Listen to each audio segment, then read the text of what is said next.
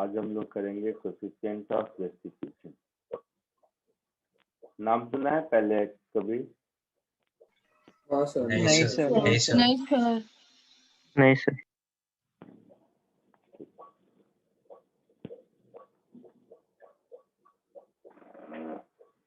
So, whenever two bodies are moving simultaneously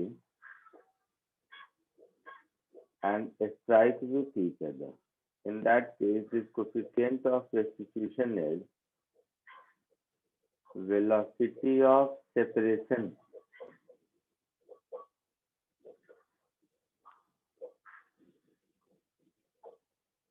का magnitude divided by velocity of approach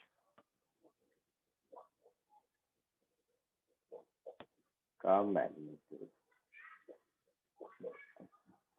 But actually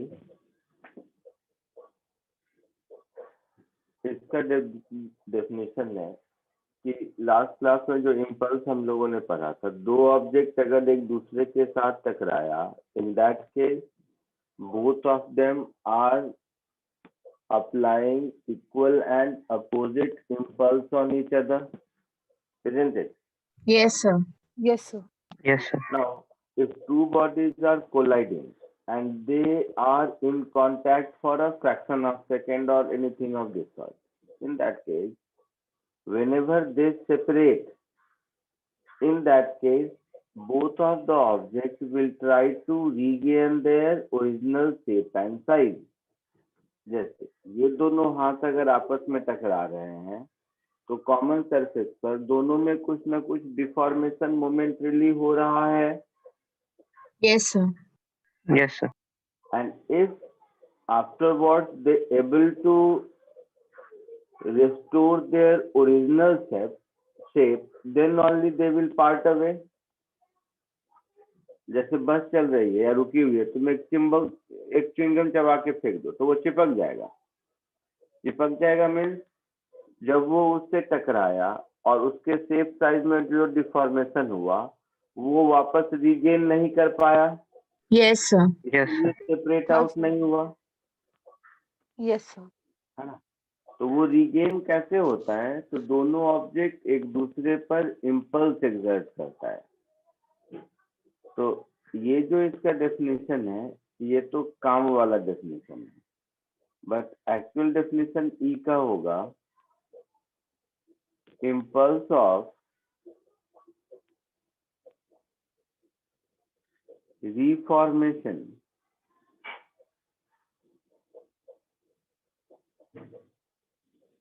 upon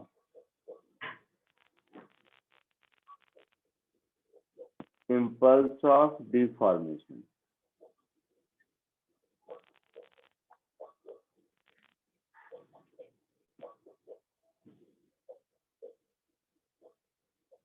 तो जब हम impulse of reformation कहेंगे तो ये चेंज इन मोमेंटम होगा. Yes sir.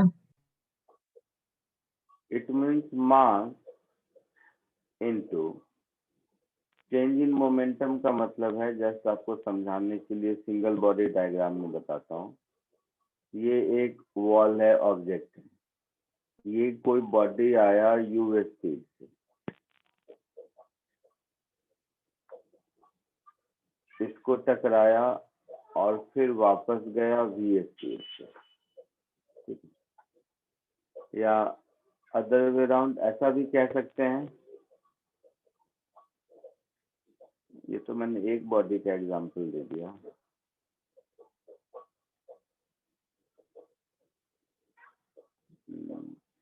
अगर बॉडी का एग्जांपल लें तो इसको ऐसे कह सकते हैं. रुको, इस इम्पल्स को लिखेंगे इम्पल्स ऑफ रिफॉर्मेशन का magnitude is mass into change in velocity, और ये mass into change in velocity. तो रिफॉर्मेशन में क्या होगा कि ये वेलोसिटी ऑफ सेपरेशन होगा और डिफॉर्मेशन में ये वेलोसिटी ऑफ अप्रोच होगा। समझ आया कुछ? Yes, sir. Yes, sir. sir. मतलब बेसिक डेफिनेशन तो यही है, मैथमेटिकली कैसे यूज करते हैं एक बार चलो देखते हैं वो भी। पहले तो ये दोनों बेसिक डेफिनेशन समझ लें।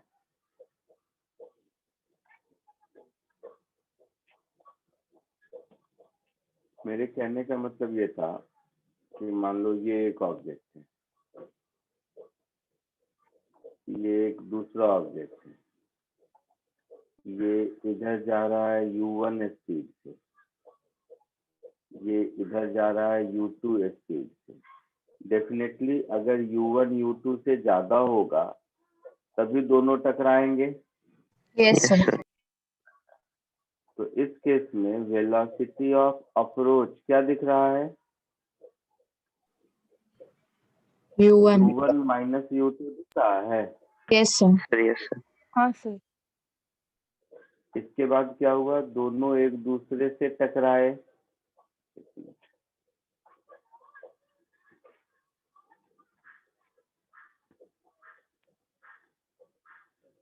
तो नेक्स्ट स्टेप इज दोनों एक दूसरे से टकराया। तो जिस मोमेंट पर दोनों एक दूसरे से टकराएंगे उस मोमेंट पर ये इस पर इम्पल्स इधर लगाएगा अगर, तो ये इस पर उतना ही इम्पल्स इधर लगाएगा। Yes, sir. Yes, sir.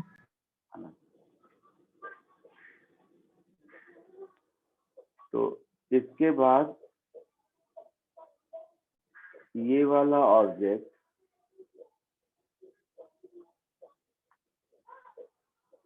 v2 velocity से इधर जाने लगा और ये वाला ऑब्जेक्ट टकराने के बाद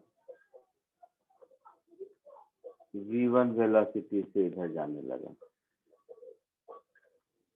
तो वेलोसिटी ऑफ सेपरेशन को क्या लिखोगे? यहाँ सेपरेट हो रहे हैं तो ये A और ये B है, ये A और B है। तो initially A was approaching B and now A is separating from B। Yes, sir. किस स्पीड से सेपरेट कर रहा है? तो ये v2 माइनस v1 होगा। Yes, sir. यहाँ v1 माइनस v2 नहीं होगा। हाँ सर। क्लियर है? Yes, sir. वो जो फॉर्मूला हम लोग लिख रहे थे उस फॉर्मूले को अगर हम टू बॉडी प्रॉब्लम में कन्वर्ट करना चाहें तो it will be like u1 minus u2 का magnitude divided by v2 minus v1 का मैग्नीट्यूड। ऐसा होगा? Yes, sir. sir. इसका क्या यूज है हम लोग समझेंगे, बट ये कोफिशिएंट ऑफ रेस्टिट्यूशन है, न्यूटन ने सजेस्ट किया था। अगर इस E की वैल्यू 0 होती है तो 0 का मतलब क्या है कि velocity of separation 0। Yes, sir. तो मतलब वो कोलाइड नहीं होंगे। और इम्पल्स ऑफ रीफॉर्मेशन 0। Yes, sir. और impulse Yes, of sir. रीफॉर्मेशन 0। Yes sir. It means दो ऑब्जेक्ट जो एक दूसरे से टकराया वो कभी सेपरेट होगा ही नहीं। हाँ sir. तो दोनों ऑब्जेक्ट हमेशा both objects will stick together।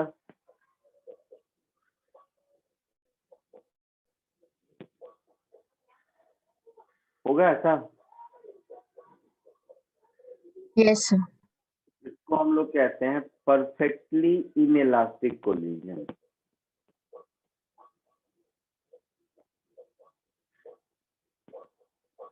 Perfectly inelastic collision.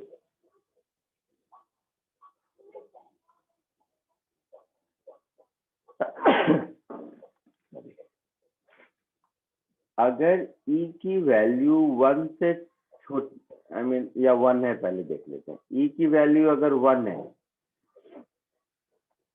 तो इसका ये मतलब हुआ कि इम्पल्स ऑफ रिफॉर्मेशन और डिफॉर्मेशन इक्वल है Yes, sir. तो जब इम्पल्स ऑफ रिफॉर्मेशन और डिफॉर्मेशन इक्वल होगा तो उस केस में बॉडी का शेप साइज में कोई फिजिकल चेंज नहीं होगा। Yes, sir. दोनों बॉडी अपना शेप रीगेन कर लेंगे, है ना। बोथ ऑब्जेक्ट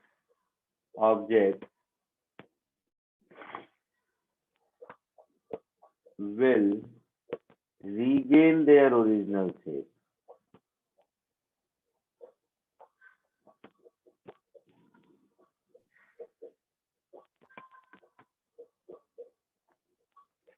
इसको हम लोग बोलेंगे परफेक्टली वर्ड ठीक नहीं, इलास्टिक कोलिजन।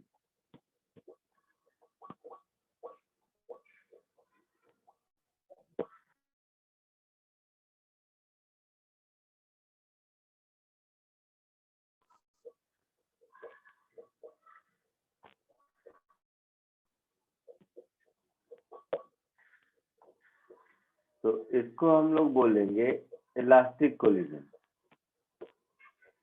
ठीक है। Yes, sir. Yes, sir.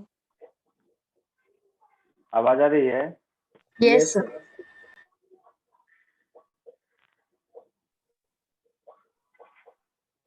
आवाज आ रही है? Yes, sir. Yes, sir. Yes, sir. Yes, sir.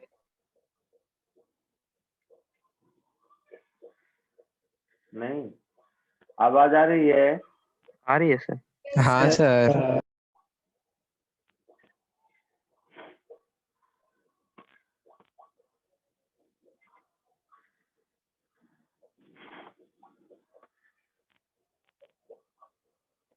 आवाज आ रही है?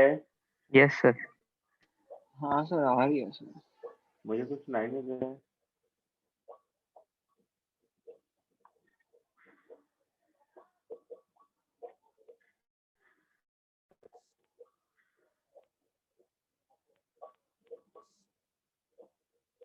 आवाज आ रही है? Yes, sir. Yes, sir. मुझे सुनाई दिया। जब E की वैल्यू 1 हो तो दोनों बॉडी अपना शेप रीगेन कर लेता है, इसको कहते हैं इलास्टिक कोलिजन। और E की वैल्यू अगर 0 और 1 के बीच में हो तो उस केस को भी हम लोग इनइलास्टिक कोलिजन कहते हैं। परफेक्टली नहीं होता है बट वो भी इनइलास्टिक कोलिजन है। तो कोलिजन को तो हम लोग फिर से दोबारा पढ़ेंगे, कोलिजन अभी सिखाना पर्पस नहीं है। मेरा पर्पस है सिर्फ आपको कोएफिशिएंट ऑफ रेस्टिट्यूशन कैसे यूज करते हैं वो है। बट थोड़ा बहुत कोलिजन यहाँ पे भी आप देख लो, बाकी तो नेक्स्ट लेक्चर में कोलिजन देखेंगे।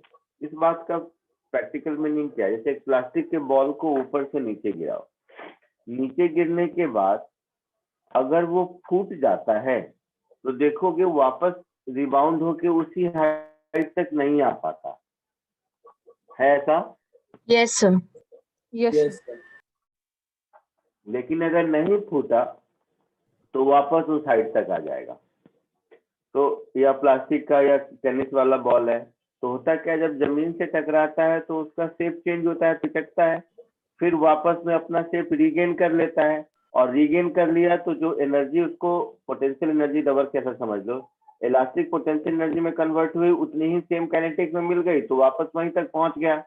और अगर टूट गया तो उस इलास्टिक डिफॉर्मेशन में बॉडी को तोड़ने के लिए जो वर्क डन हुआ उसमें कुछ एनर्जी खर्च हो गई तो वापस उतने हाइट तक नहीं आया। और अगर सब मैक्सिमम एनर्जी लॉस हो गई तो फिर थोड़ा भी वापस नहीं आएगा, दोनों वो चिपक जाएंगे उसमें। Yes, sir. Yes, sir. समझे मेरी बात?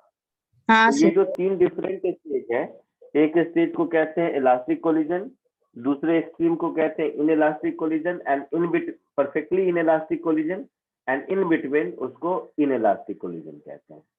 ठीक है? Yes, sir. Yes, sir. Yes, sir. यहाँ तक पहले कॉपी कर लो फिर आगे बढ़ते हैं। कोई कुछ बोल रहा था? कोई कुछ पूछ रहा था क्या? नहीं। इतना पहले कॉपी कर लीजिए फिर आगे बढ़ते हैं।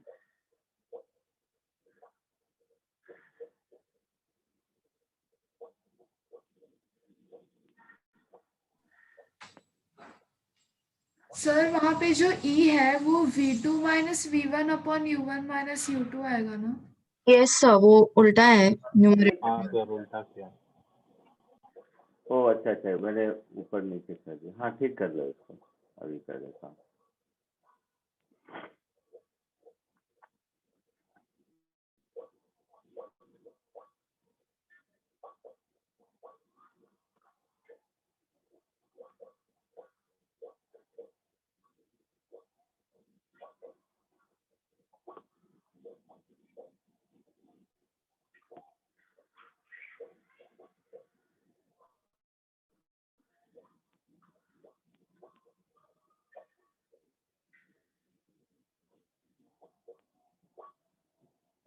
ये फिर फॉर्मूला नहीं है वैसे, वो तो velocity of separation of fluid, formula यही है, जो थ्योरेटिकली फॉर्मूला दिख रहा है यही है।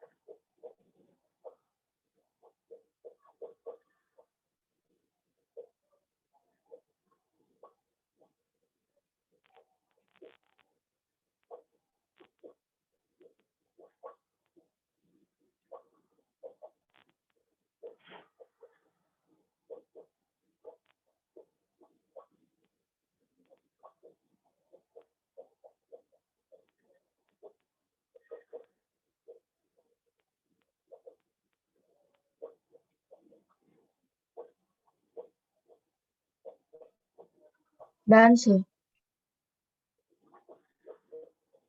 हो गया? सर एक मिनट सर, एक मिनट।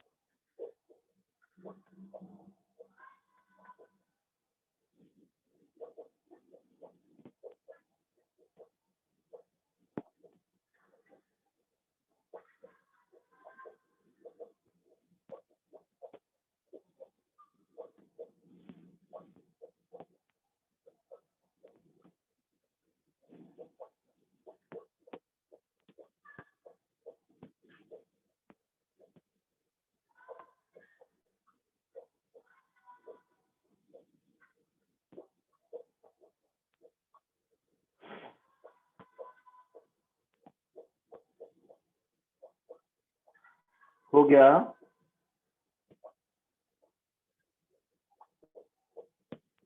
Yes, sir. आगे बढ़ो।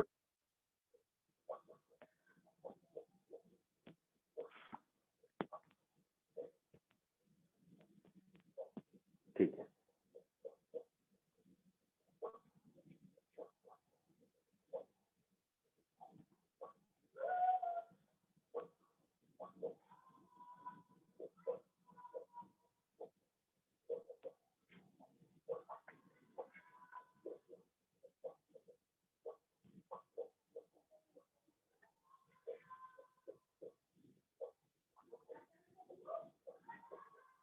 एक बार ये क्वेश्चन कोशिश कीजिए।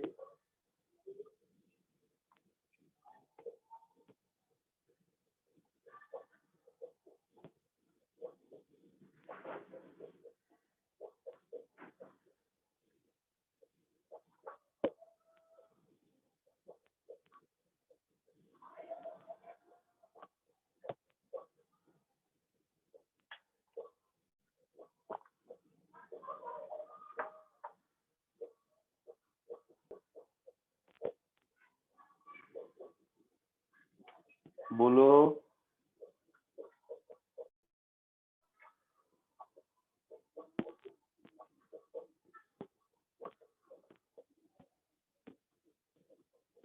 आवाज ही नहीं आ रही है। तुम लोग सुन पा रहे हो मुझे? Yes, sir. Yes, sir. बोलो, कुछ आया आंसर? नहीं सर। नहीं सर। देखो देखो, ये बॉल है, ये यहाँ से गिरता है,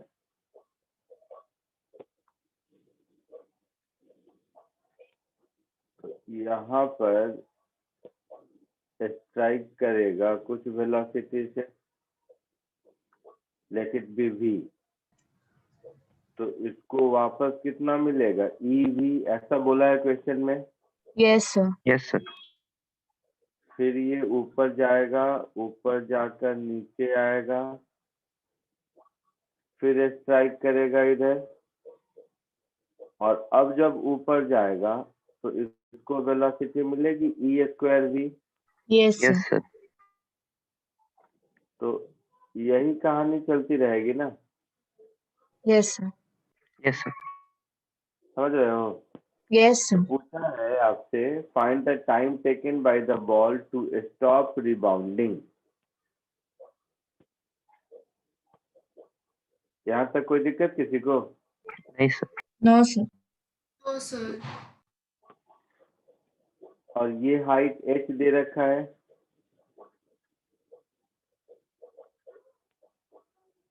तो इसमें टाइम कितना लगेगा इस प्रोसेस में? 2u/g। √2h/g Yes, sir. लगेगा। Yes sir. और इस मोमेंट पर v की वैल्यू √2gh होगी।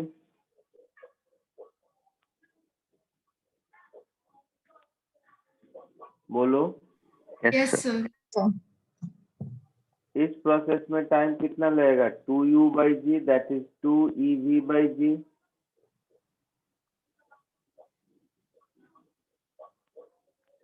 होगा। Yes sir. इस प्रोसेस में टाइम कितना लगेगा? 2e²v/g लगेगा। इस प्रोसेस में टाइम कितना लगेगा? 2e³ समझ आ रहा है सबको? Yes Yes. Sir. And so on so fourth. तो ए पार्ट में जो टोटल टाइम पूछा है, सब ध्यान से देखो।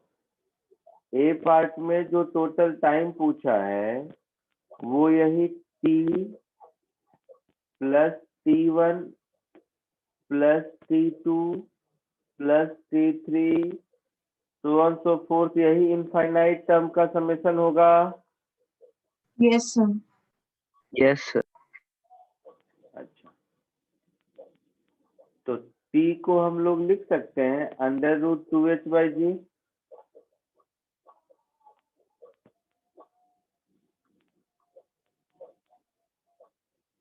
t1 आप लोगों ने नहीं बताया, 2ev/g है ना? Yes, sir. Yes sir. t2 2e²v/g। तो ये सीरीज कुछ ऐसा दिख रहा है। Yes sir.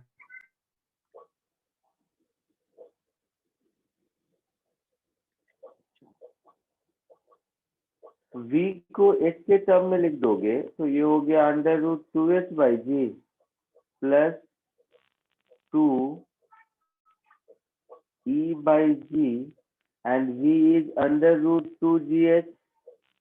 Yes sir. और ये तो जीपी है, जीपी का सम क्या होगा? 1 minus 7 upon 1 minus e. ऐसा होगा? Yes, sir. Yes, sir. तो इसमें भी देखोगे तो अंडर रूट 2h/g कॉमन दिख रहा है, Yes, sir. Yes, sir. तो अंडर रूट 2h/g निकालेंगे तो ये 1 + 2 ही हो जाएगा शायद। Yes, sir. 1 + 2 ही होगा ना? Yes, sir. Sir upon 1 minus e भी तो और आएगा 1 ना minus सेकंड e भी तो होगा ना सर। 1 + 2 ही हो जाएगा। हाँ नहीं ये वाला टर्म केवल कह रहा था। हाँ, और ये हो जाएगा 1/1 माइनस ई। सर वो तो सिर्फ 2 सर ही वो के तो साथ सिर्फ रहेगा ना 2 ही सर, के वो साथ होगा ना। ओपन ब्रैकेट रहेगा ना सर, हाँ वो सर। 2 ही अपॉन 1 माइनस ई होगा क्योंकि क्लोज ब्रैकेट थोड़ी है सर, वो सिर्फ सेकंड टर्म में मल्टीप्लाई करना है उसको। अच्छा हाँ हाँ सेकेंड टर्म में सही बोल रहे हो। अच्छा तो ऐसे समझते हैं, ये ऐसा होगा 1 +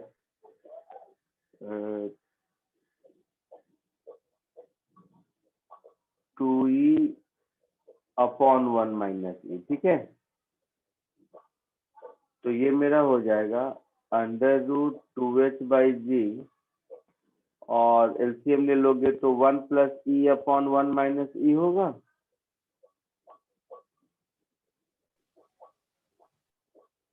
आया समझ में A part? Yes sir. Yes, sir. A part copy कर लो, बी और सी कोशिश करो खुद से।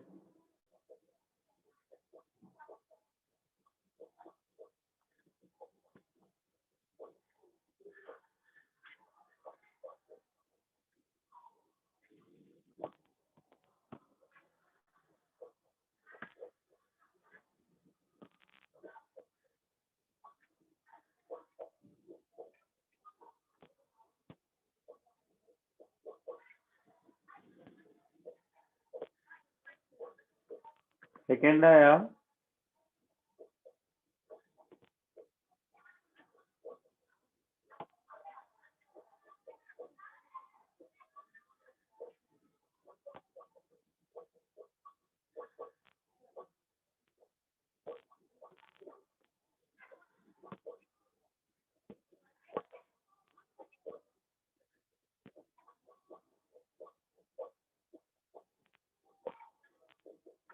चलो इधर देखो, सुनो सब लोग ध्यान से सुनो। सुन रहे हो सब लोग?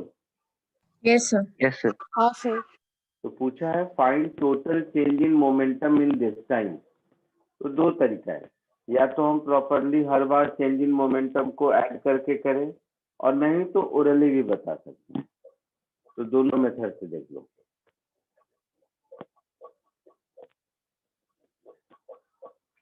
पहले कोलिजन के बाद चेंज इन मोमेंटम कितना होगा?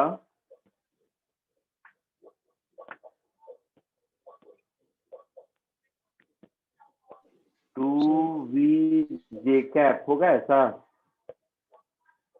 Yes, sir. Minus v j cap था कोलिजन से पहले, प्लस वी जे कैप हो गया Yes, कोलिजन sir. के बाद। श्योर? Yes, sir. दूसरे कोलिजन के बाद चेंज इन मोमेंटम कितना हो जाएगा? नहीं गलत बोल दिया मैं, सॉरी माय मिस्टेक। 2v नहीं, v और e भी हो गया ना। Yes sir, 1 v into 1 minus e। v into 1 plus e।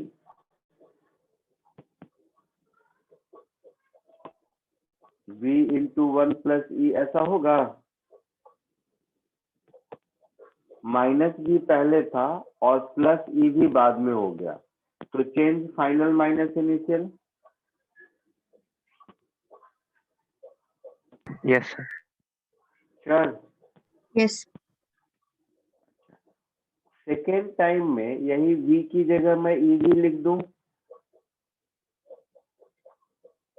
Yes, sir. Similarly third time में यही मैं v की जगह e स्क्वायर v लिख दूं, समझ आ रहा है ये sequence? Yes, sir. Yes, sir. Yes, sir.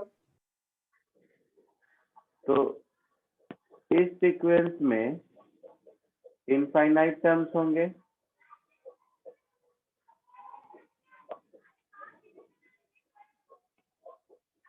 तो मुझे इसी का सम चाहिए ना।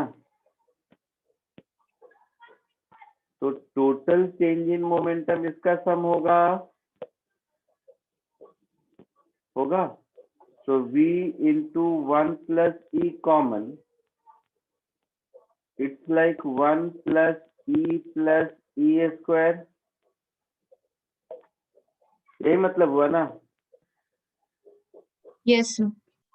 तो v into 1 plus e upon 1 minus e MB होगा ना? क्या होगा? √2gh। तो √2gh into 1 plus e upon 1 minus e।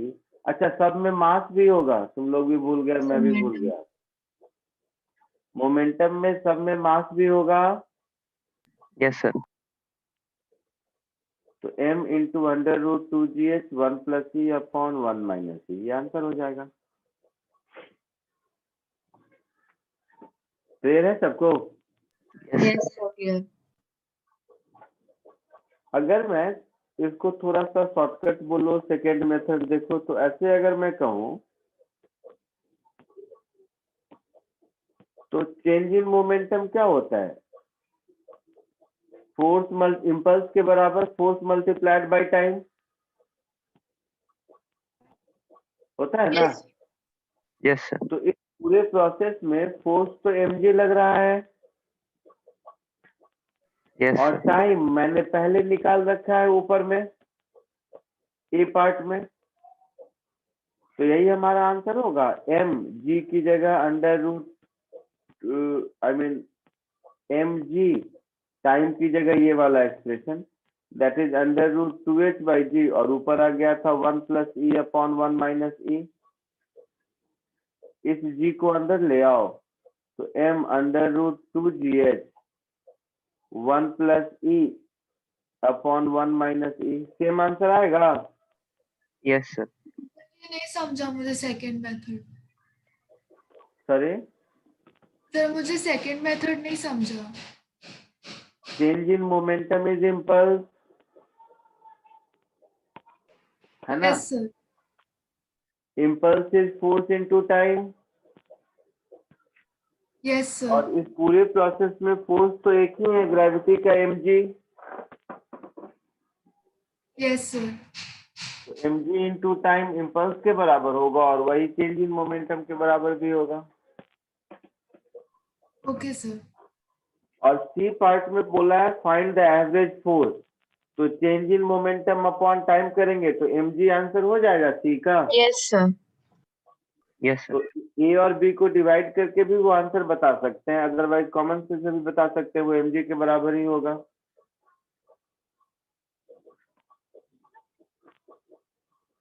Clear है? Yes, sir.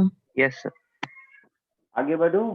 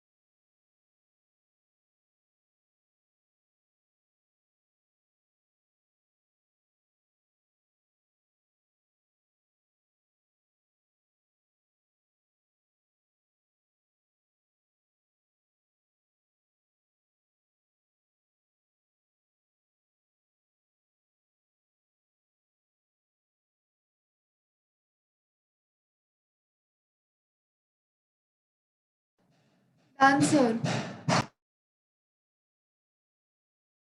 हो गया सबका? ठीक है।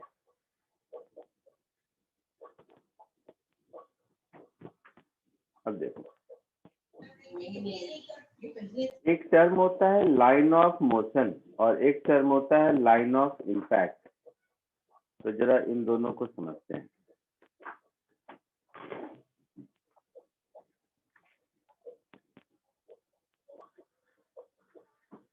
लाइन ऑफ मोशन तो कॉमन चीज है, वेलोसिटी वाला डायरेक्शन होगा। लाइन ऑफ मोशन का मतलब क्या हुआ?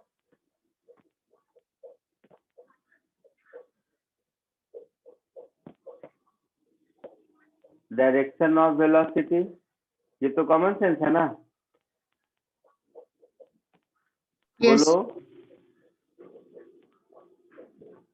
तो centre of mass of object से वेलोसिटी वेक्टर ड्रॉ कर दो तो वो लाइन ऑफ मोशन हुआ। इसमें कोई कॉमन सेंस है ये?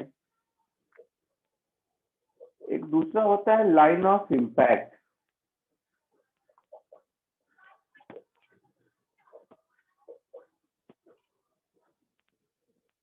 लाइन ऑफ इम्पैक्ट का मतलब वो होता है जिस डायरेक्शन में ऑब्जेक्ट एक दूसरे पर इम्पल्स लगाता है।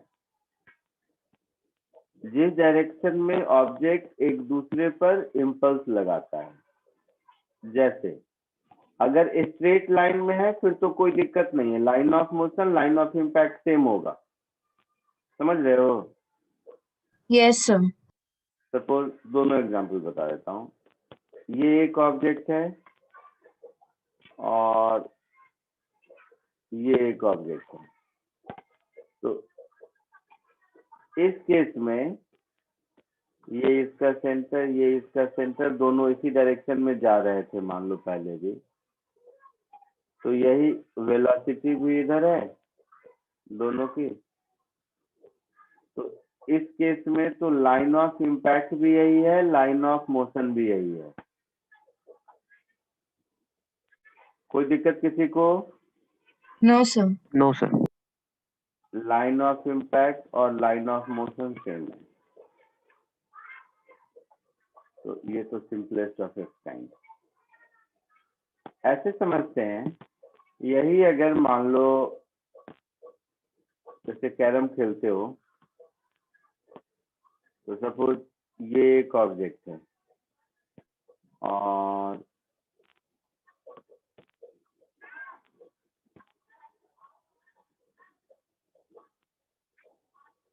ये एक ऑब्जेक्ट है। ये इसका सेंटर है, ये इसका सेंटर है।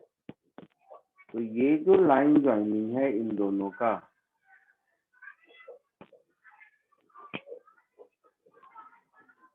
ये वो लाइन है जिसके अलोंग दोनों एक दूसरे पर इम्पल्स लगाएंगे।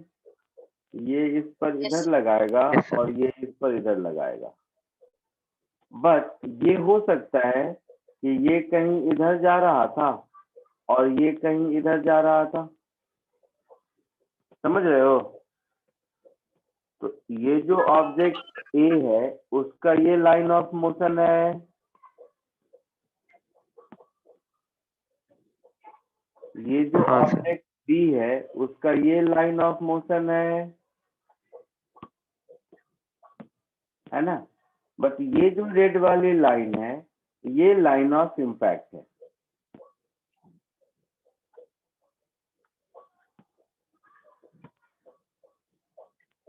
समझ आया आप लोगों को? Yes, sir. Yes, sir. एक और एग्जांपल देखो। जैसे मान लो कि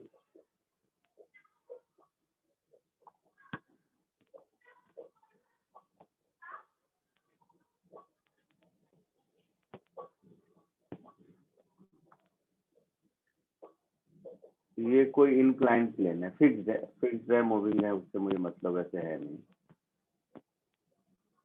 तो कोई एक बॉल अगर ऊपर से आकर ऐसे गिरेगा तो जो ये वाली लाइन है ये लाइन ऑफ मोशन होगी, Yes. होगी ना। बट ये वाला जो कॉमन नॉर्मल होगा ये लाइन ऑफ इम्पैक्ट होगा, क्योंकि दोनों एक दूसरे पर इम्पल्स इसी डायरेक्शन में लगाएगा। इस पर ये इधर लगाएगा, इस पर ये इधर लगाएगा। तो ये जो कॉमन नॉर्मल वाला Yes. लाइन है ये लाइन ऑफ इम्पैक्ट होगा।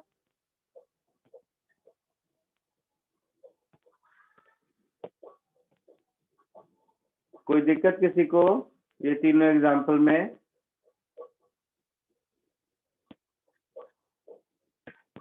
इस तीनों एग्जांपल में Yes, कोई sir. दिक्कत किसी को? No, sir. नहीं। नहीं सर. इन तीनों एग्जांपल को देखकर हम लाइन ऑफ इम्पैक्ट का ऐसा कोई मीनिंग नहीं है, बट रहता है बुक वगैरह में। तो कॉमन सेंस से इस लाइन ऑफ इम्पैक्ट को हम डिफाइन कर सकते हैं कि normal at common surface of impact, line of normal at common surface of impact होगा। Yes, sir.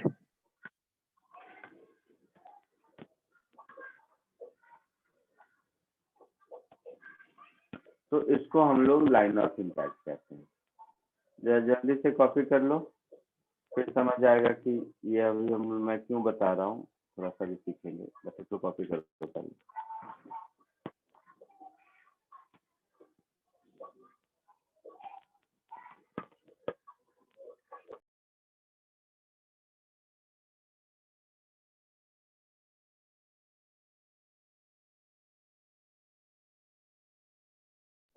हो गया?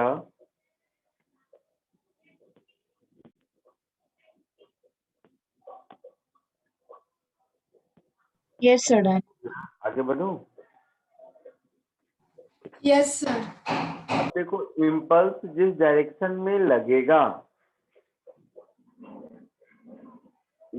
इम्पल्स जिस डायरेक्शन में लगेगा वही डायरेक्शन हमारा इम्पल्स ऑफ डिफॉर्मेशन का होगा। इसका मतलब है कि जब भी दो ऑब्जेक्ट ऑब्लिकली कोलाइड कर रहा है, उस केस में जो हमारा कोफिशिएंट ऑफ रेस्टिट्यूशन के लिए वेलोसिटी ऑफ सेपरेशन या वेलोसिटी ऑफ अप्रोच होगा, वो लाइन ऑफ इम्पैक्ट के अलोंग ही होना चाहिए।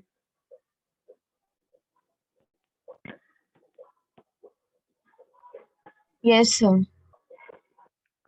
समझा कि नहीं? Yes, sir. समझा. So, if objects are colliding obliquely का मतलब है कि लाइन ऑफ मोशन और लाइन ऑफ इम्पैक्ट डिफरेंट है, ठीक है।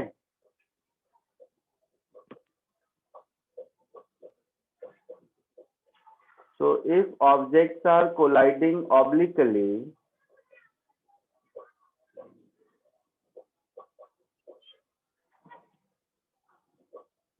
then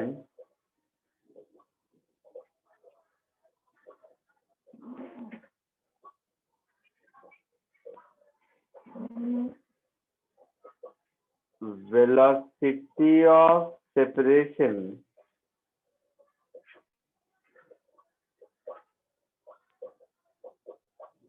and approach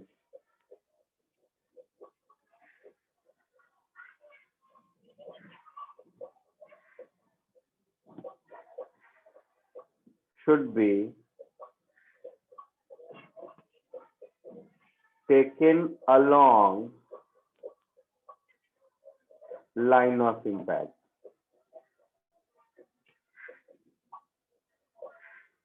सबको क्लियर है ये?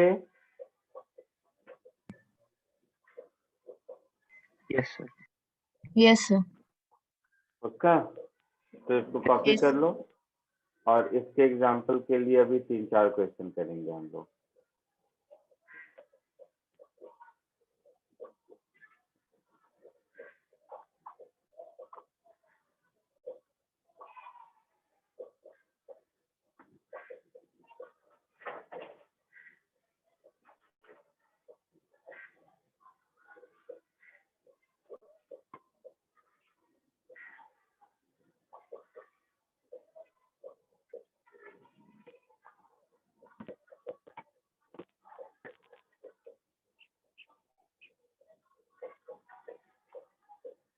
आया कुछ आंसर? वन बाई देखो इधर, एकदम सिंपल क्वेश्चन आना चाहिए था। नहीं, चलो मान लो किसी स्पीड u से थ्रो किया, तो ये u का x कंपोनेंट होगा और ये u का y कंपोनेंट होगा ऐसा? Yes, sir. Yes, sir. तो इसमें टाइम ऑफ फ्लाइट कितना होगा? 2uy/g Yes, sir. होगा। रेंज क्या होगा? 2 into ux into uy/g। Yes, sir. और मैक्सिमम हाइट क्या होगा?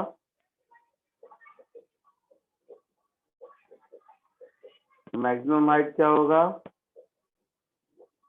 uy²/2g ऐसा होगा। Yes, Yes, sir. sir.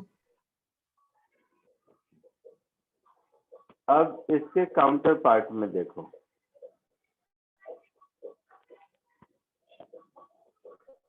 यहाँ पर कोलिजन के बाद x कंपोनेंट ऑफ वेलोसिटी में कोई चेंज नहीं होगा, वही होगा।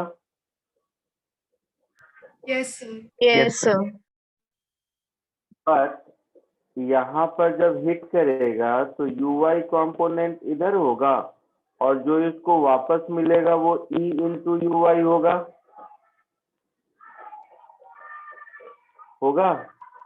Yes, Yes, sir. sir. तो नया वाला टाइम ऑफ फ्लाइट मेरा हो जाएगा 2 times e into uy/j।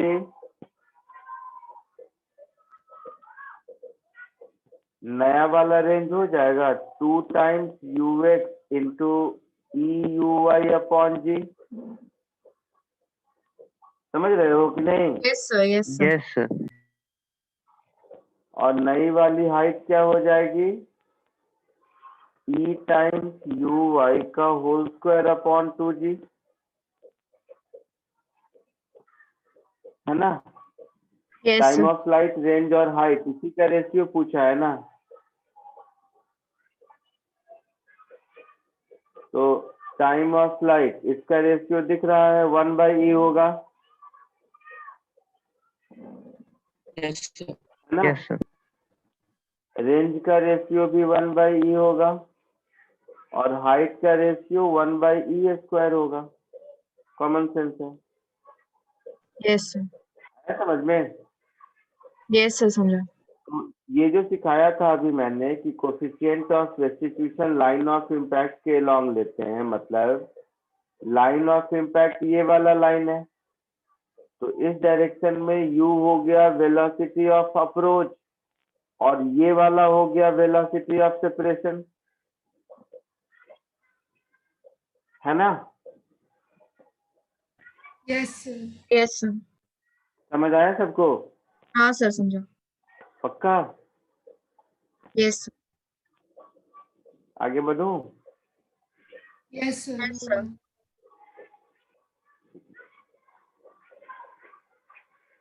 एक और इजी क्वेश्चन देखिए।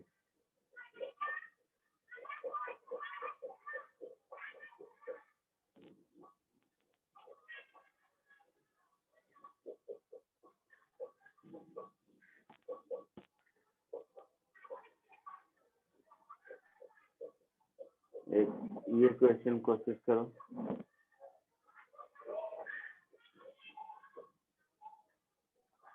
क्या थर्ड फोर्थ कौन सा नंबर होगा?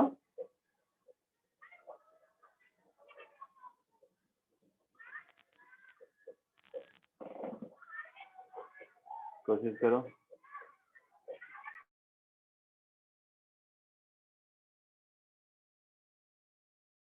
Of sine square theta plus E square cos square theta. Yes, sir. वही आया। तो सेम आ रहा है। गलत आ रहा है। एनीवे देखते हैं। Sir, EV sin theta into root of 1 minus e square.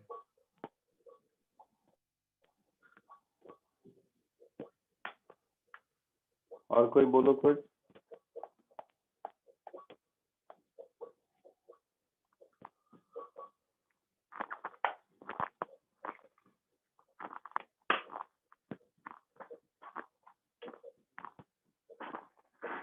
और कोई नहीं? तो देखो,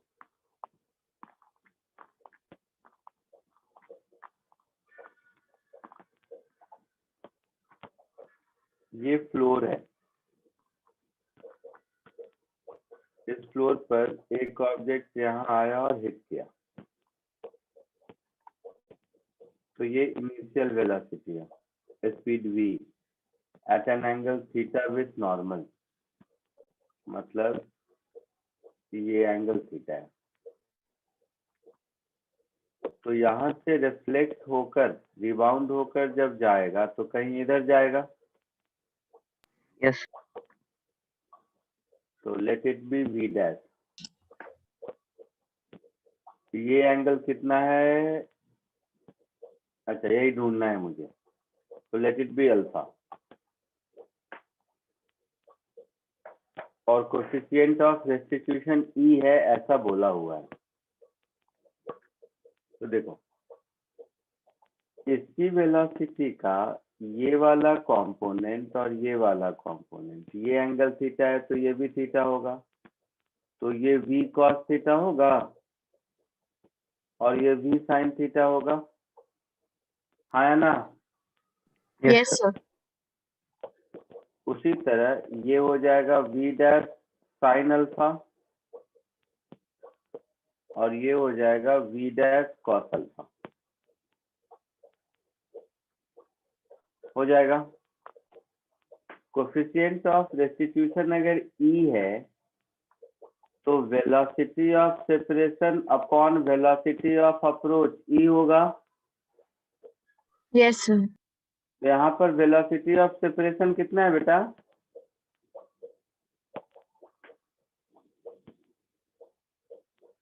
बोलो।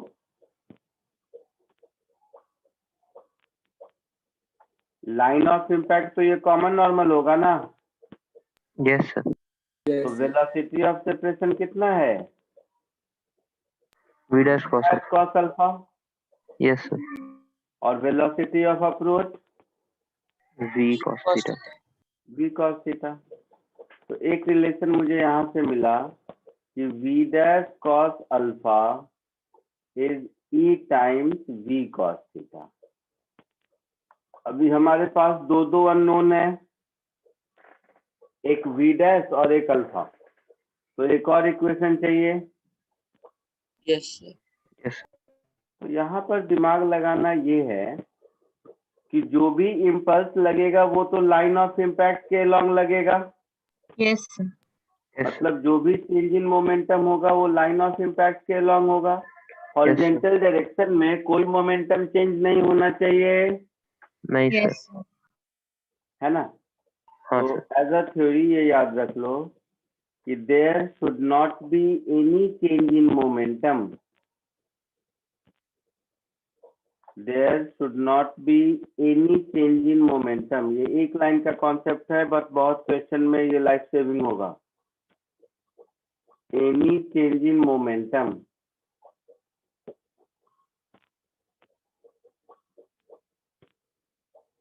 along the direction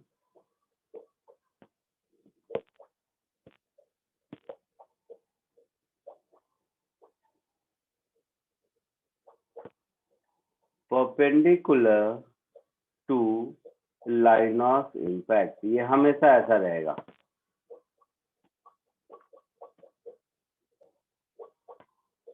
क्लियर है? Yes, sir.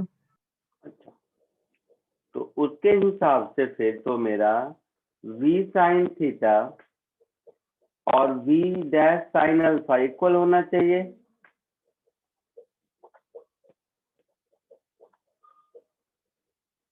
होना चाहिए ना? Yes, sir. तो दोनों को डिवाइड कर दो, दोनों को डिवाइड कर दोगे तो मुझे तो अल्फा चाहिए, तो tan alpha is equal to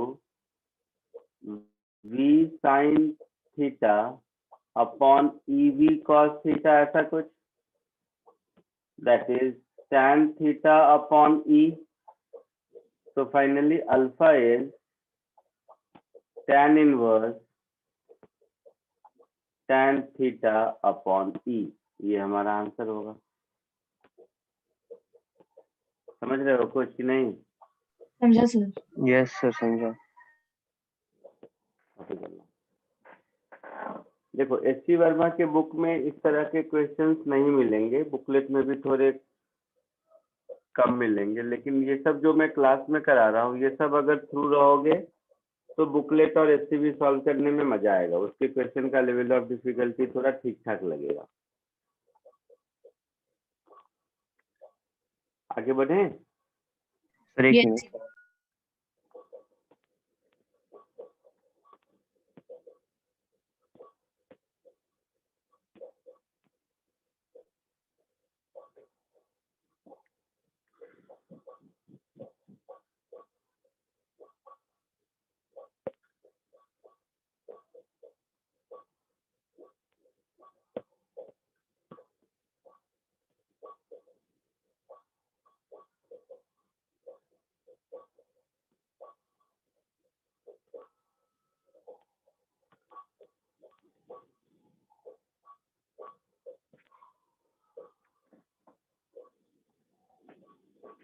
कितने असाइनमेंट्स दिए हैं मैंने अभी तक?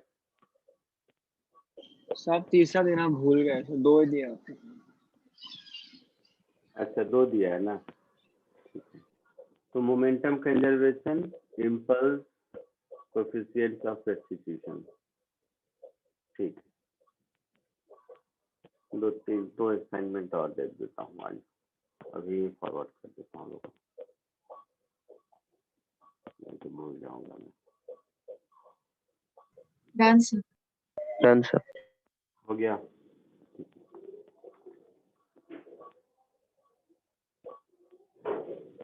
एक और क्वेश्चन करो।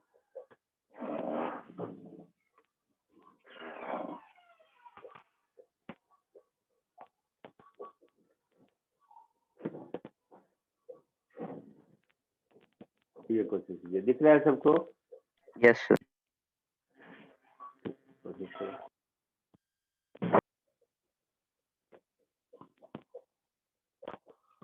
यहाँ से एक बॉल को थ्रो किया, ये यहाँ स्ट्राइक किया और फिर वापस यहीं पे आके मिला, यही कहानी है।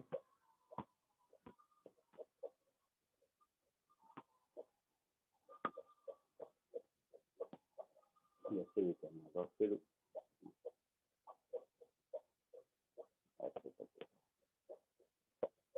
ऐसे गया और फिर वापस यहीं पे आके मिला। इस पॉइंट को O कह दो, इस पॉइंट को A कह दो।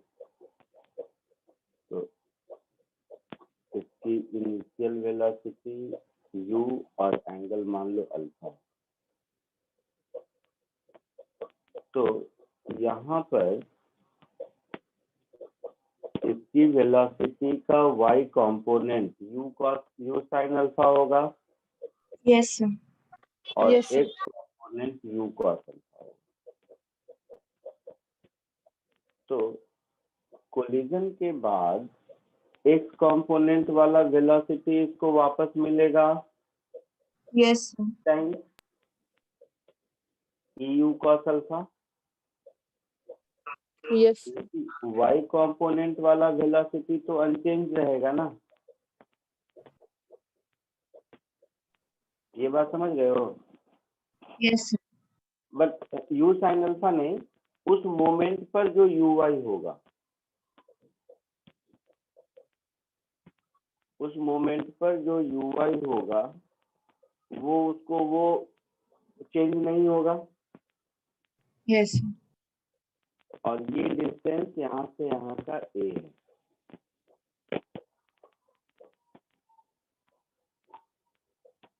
तो देखो इस पूरे प्रोसेस में टाइम कितना लगेगा? तो इस पूरे प्रोसेस में टाइम लगेगा ओ से ए तक जाने में जितना टाइम लगा प्लस ए से ओ तक आने में जितना टाइम लगा, है ना? Yes, sir. तो ये मेरा हो जाएगा a upon u cos alpha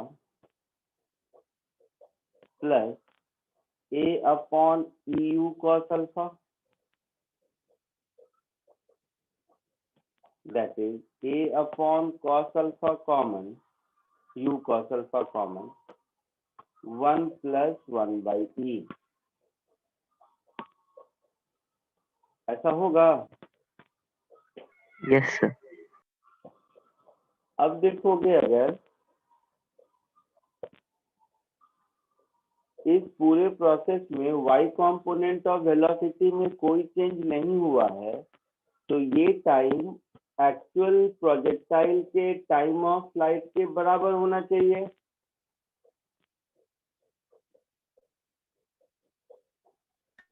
collision की वजह से y कंपोनेंट ऑफ वेलोसिटी में कोई इफेक्ट नहीं पड़ा है, जो ग्रेविटी से Yes, sir. पड़ना था वही पड़ा है। तो ये वाला टाइम जो निकाला है हमने और इस प्रोजेक्टाइल का जो टोटल टाइम ऑफ फ्लाइट होता है इसमें कोई चेंज नहीं होना चाहिए। Yes, sir. Yes, sir. समझा। ये बात समझ आ रही है सबको? Yes, sir. Because there is no change in velocity along y direction due to collision, Yes, sir. और टाइम ऑफ फ्लाइट होता था कि डेरिवेशन में वेलोसिटी अलोंग x का कोई रोल नहीं होता था, अगर याद हो तो। हाँ सर। तो यहाँ पे हम ये लिख सकते हैं कि a upon u cos alpha into 1 plus 1 by e is equal to 2u sine alpha upon g, है ना? Yes, sir. क्या ढूंढना था मुझे, मैं भूल गया। क्वेश्चन में क्या निकालना है? सर ये ढूंढना है। Sir, Eden. u ढूंढना है, तो हो जाएगा। नहीं, u नहीं ढूंढना है, ई ढूंढना है सर। e ढूंढना है, तो हो जाएगा। ठीक है, u दिया हुआ है क्वेश्चन में। हाँ सर। हाँ, तो हो Yes. जाएगा। तो 1 प्लस 1 बाई ई, ये हो गया मेरा 2u square sine alpha into cos alpha upon g a into g, ऐसा। Yes, sir.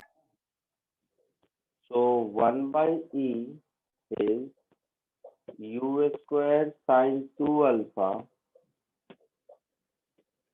upon ag minus 1, ऐसा होगा। Yes, sir.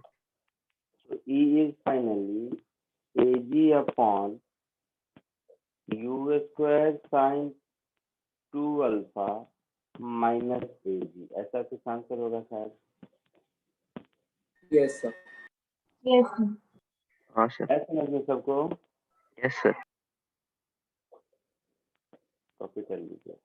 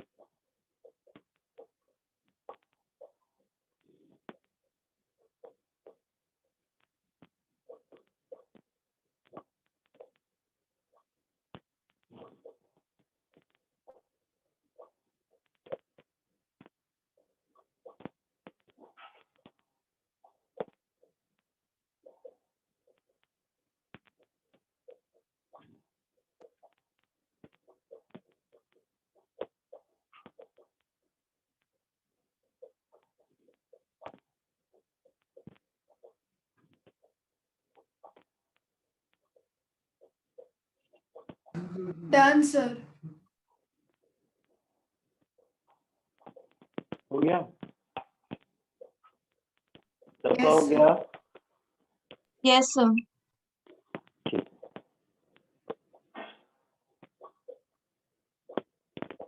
आप लोगों को एसटी वर्मा से होमवर्क दिया था मैंने पहले कभी? सर एक दो बार दिया था, वो 5-6 क्वेश्चंस दिए थे आपने उस स्प्रिंग मार्क सिस्टम के।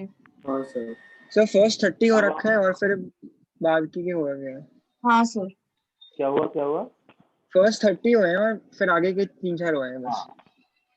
तो एसटीवी में मैंने शायद 1 to 30 पहले दे रखा था। Yes, sir. Yes sir. It is done. ये ओल्ड होमवर्क है।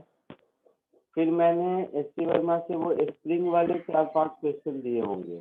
सर हाँ, 49 to Yes, sir. 52। Model example भी दिए थे और 49 to 52। क्या नंबर था इसका? 49, 50, 51, 52। 49 to 52।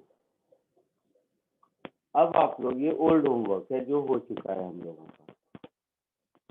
अब न्यू होमवर्क में आप क्या कीजिए, 31, इसमें कुछ पूछोगे नहीं मुझसे मालूम है, 31 to 48 और फिर 53 to 64, बीच में एक शायद 57 आएगा, उसको छोड़ सकते हैं। एसटी वर्मा के हिसाब से चैप्टर खत्म नहीं हुआ, अभी मैं कराऊंगा आप लोगों को कुछ। ये आपका है न्यू होमवर्क, ठीक है? तो ये इजी लेवल का है, इसमें कुछ नहीं है, शायद आप एक भी नहीं पूछोगे तो मैं हैप्पी रहूंगा। असाइनमेंट में से 2 असाइनमेंट डिस्कस कर चुके हैं। Yes, sir. Yes sir. तो असाइनमेंट में से आज मैं 3 and 4 दे देता हूँ।